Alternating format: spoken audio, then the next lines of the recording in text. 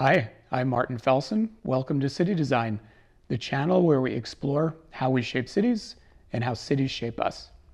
Today's question is, who should shape our cities, governments or corporations? I'll begin with a personal memory that circles back to this question. Growing up in the 70s, I loved watching the television show Good Times. It offered a window into inner city life and the health of cities at the time.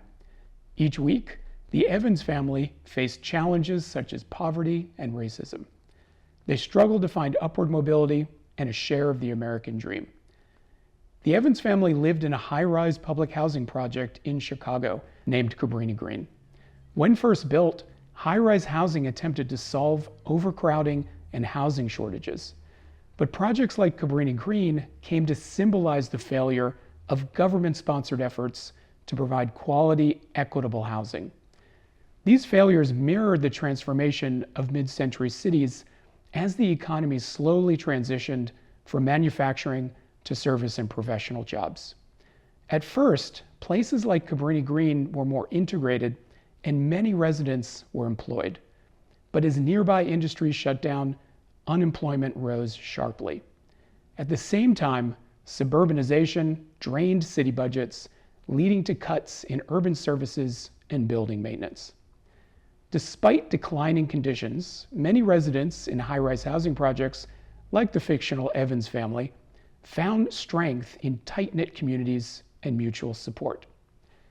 As an architect and urban designer, I often think about how places like Cabrini-Green might have been designed differently. How could we design better outcomes for residents, both in the buildings themselves and in the spaces around them?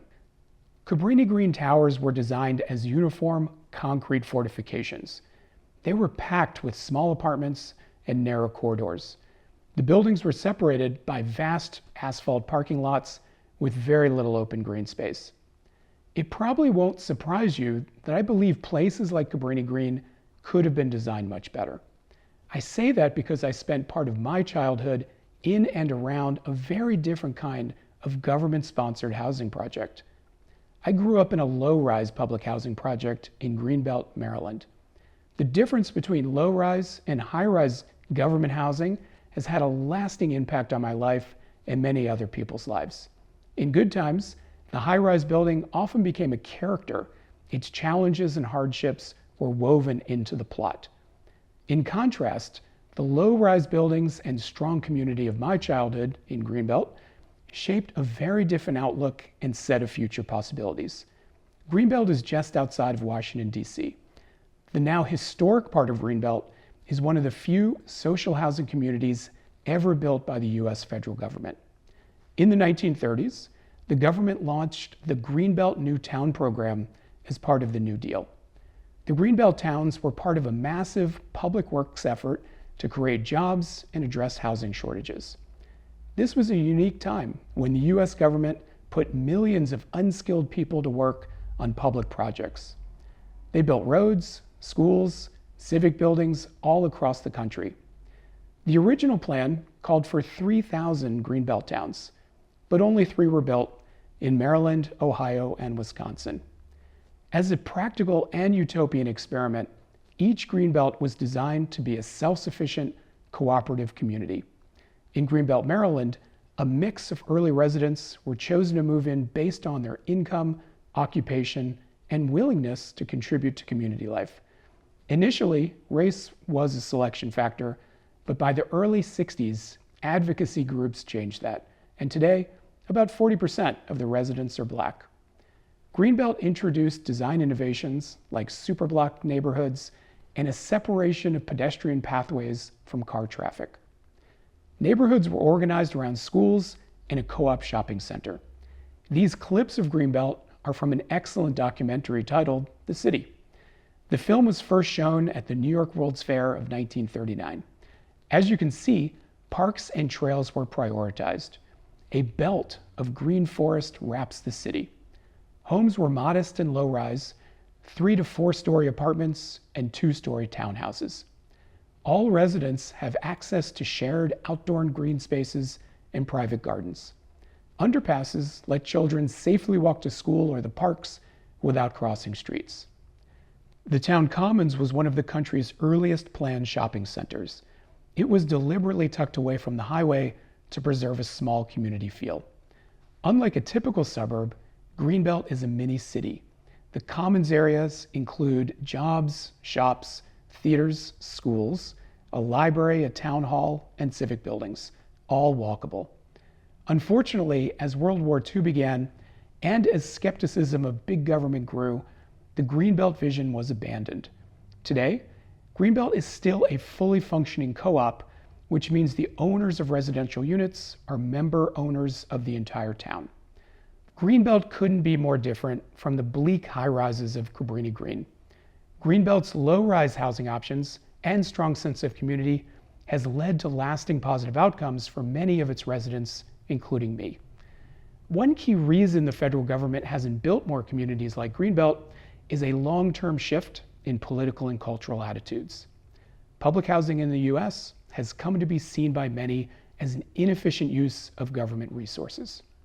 So, the public sector has largely depended on private developers to supply the nation's housing. Still, many developments have carried forward Greenbelt's ideals. Take Reston in Virginia, just on the other side of Washington, D.C. from Greenbelt. Reston is also designed to be a mixed-use city, but unlike Greenbelt, Reston was funded privately. Reston was initiated in the 60s by a real estate developer. He laid out 7 guiding principles that emphasized quality of life, shared green space, and a sense of community across income levels. Reston uses a clustered design approach. Neighborhoods are compactly grouped around village centers with green space or green belts separating each neighborhood. Reston was one of the first private communities in the US to formally preserve natural lands. This conserved land is used for parks, woods, trails, swimming pools, and recreational fields. Lake Ann Village was the first neighborhood center. It includes shops, schools, apartments, townhomes, churches, a public lake, and public art. Each village functions like a walkable city. Reston currently has 64,000 residents and over 35,000 jobs. From an urban planning point of view, this number of jobs is extremely impressive. Housing options in both Reston and Greenbelt range from affordable to luxury. Both towns have economically diverse populations. The TV show Good Times gave us the catchphrase, dynamite.